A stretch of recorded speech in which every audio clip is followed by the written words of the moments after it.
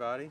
We're going to change the brake pads on a 2008 Toyota Highlander. It's a base model Highlander, and these are the front brake pads. So hopefully this will make a lot of sense to some people. So what we first need to do, now that we've got the car up, I put a little oil in here, not first but I've had trouble getting the wheels off in the process, and I don't want to forget that. So first thing we want to do is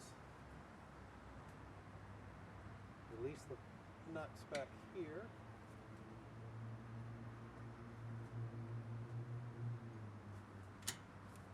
You'll find they're not very tight, which is nice. There's just two of them. You just take a couple. I'm told they're 14 millimeters. And you literally can hand loosen them after you're done. This is the rotor. This is going to be the pad we replace. These are the screws that come out the back. I'm going to wear some sort of gloves too, because this is really, really dirty. So what we're going to do is, because this caliper is so heavy, we're going to want to hang it so that it can't pull on the brake lines. We'd have a whole new different kind of repair.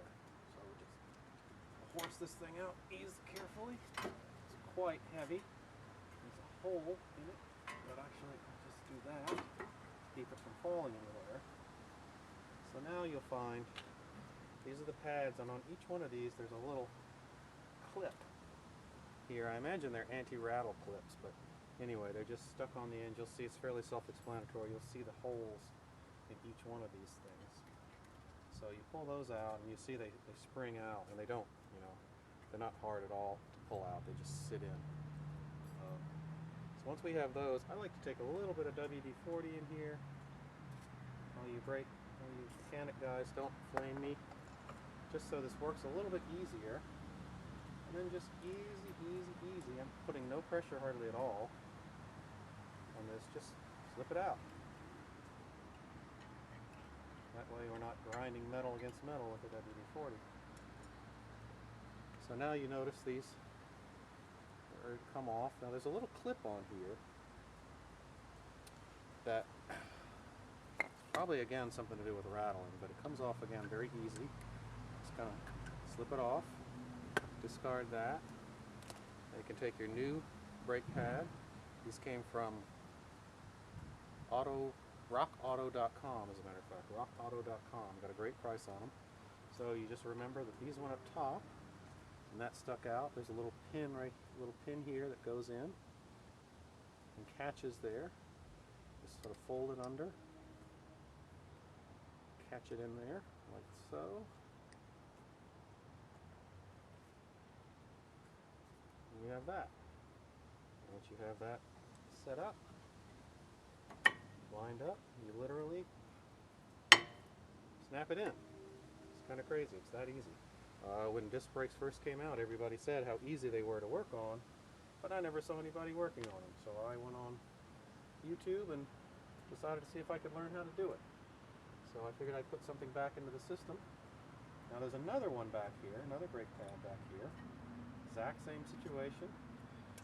I have the wheel turned out too. Again, a little shot of WD-40 in there to make things flow a little smoother. And out it comes. Same deal. It's no pressure to speak of at all. I just wiggle this a little bit loose. Comes off. Done. You see these are the piston marks here, and when they say piston, what I was always confused by was that the pistons are hollow. This is the pressure point right here. I'm sure there's some reason for it, but anyway, so this one actually has two pistons. The rear brake has one piston. So what we'll do once we're ready to go with that is we'll compress the pistons. All right, so this goes on the top, looking toward us. That goes on the inside. We snap that back on.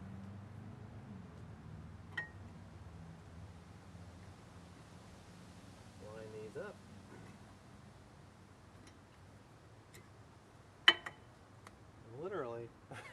snap in. It's kind of stupid easy. That's all. So now, it will be a little more challenging. We take our little clips here, and you'll notice there are holes in the top of each one of these brake pads for the little clips. There's one, and they go with the little, I don't know what you call it, nipple thing pointing down, or pointing at each other.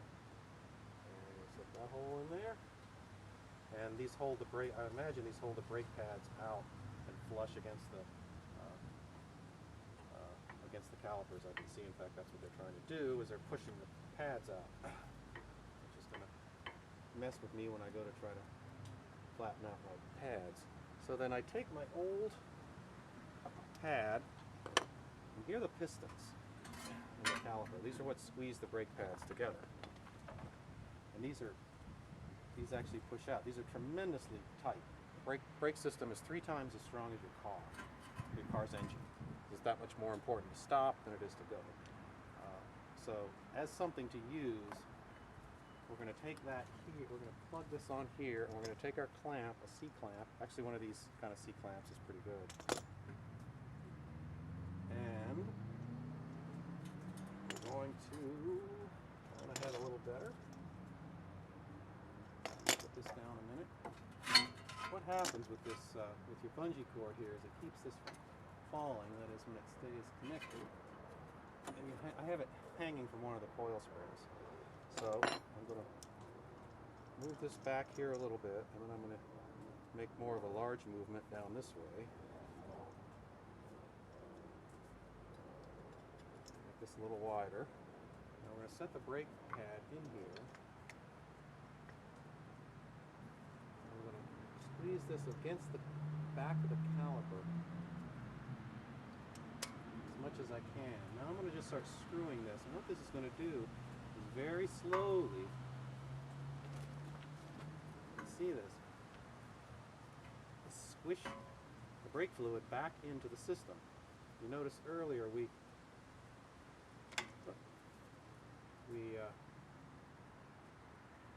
have a shot of the brake fluid and what the level is. Now once we're done with this, we will discover that there's a lot more brake fluid than there is. This is quite heavy too. So keep squeezing, keep squeezing, keep squeezing, keep squeezing. Keep turning her.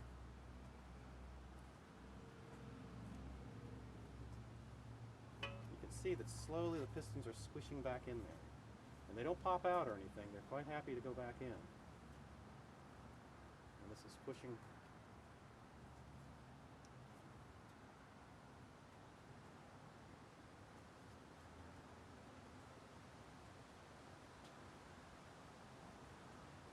Alright, let's take a look at how we did.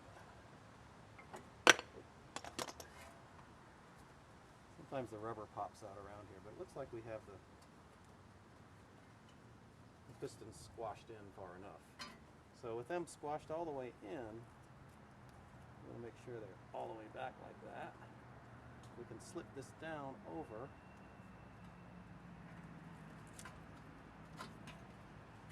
our assembly. And what you will notice is it is way snugger than it used to be. Now another thing too you're going to notice is these screw places back here where you screw into, they've squeezed out. This whole thing is built so that the pads can get thinner and thinner. So now we have this all set up, lined up to go.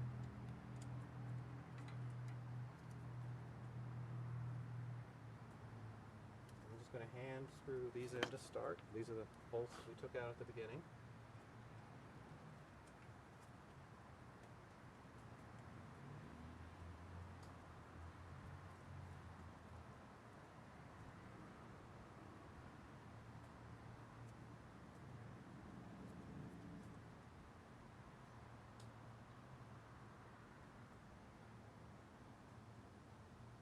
Keep hand tightening them.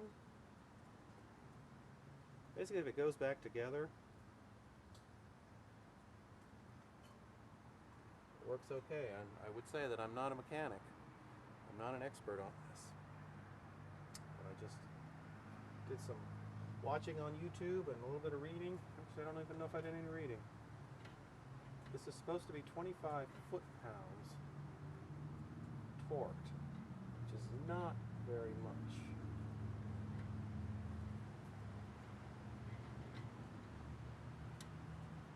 You also have to remember which way you're going because you're working backwards.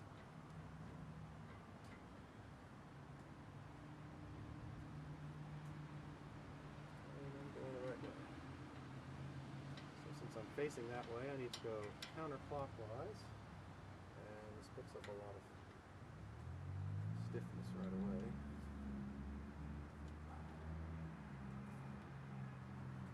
Okay. Now these need to be tight, pretty tight. You find them pretty tight. This one started to shift a little bit here, so I'm going to put a wrench on it and hold it. That's it. Brakes are in there, tight. New clips are in. Everything's in. We'll put the tire back on.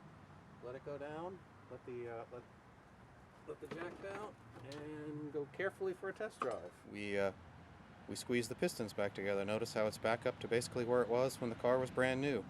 So it tells you that we didn't lose any brake fluid. We just pushed it back.